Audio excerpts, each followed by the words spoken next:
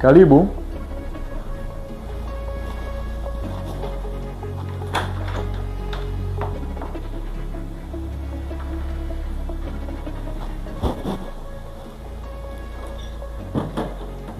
Irene, umefuata nini nyumbani kwangu? Sijaja hapa kwako kugombana na wewe,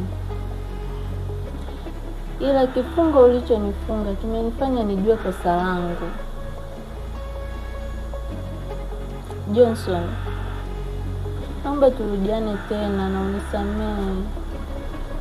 Sikia nikwambia hivi. Jengo likishabomoka hauwezi kumtafuta mkandarasi yule tena kulisimamisha. Location itakuwa ni ile na mkandarasi atakuwa mwingine. Sina sehemu ya kukuweka tena. Kwenye moyo wangu nafasi iliyopo ni ya rafiki yako Jack. Yule ndio mwanamke anayeweza kunifaa katika maisha yangu. Johnson, kwa nini umekuwa mwanaume katili kiasi hicho? Mwanaume ambaye hujali hisia za mtu. Kwani wewe moyo wako hauna sehemu ya msamaha?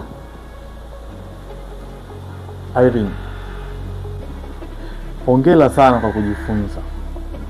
Sasa hiyo elimu uliyoipata naomba ikawe fundisho, kwa sababu sisi wanadamu huwa tunajifunza kutokana na makosa. Johnson, nimejitahidi sana kurudisha uhusiano wangu, lakini imeshindikana. Siachi kusema kuwa ulikuwa mwanaume sahihi kwenye maisha yangu. Isipokuwa mimi nilikuwa mwanamke nisiyejua majukumu yangu kwako.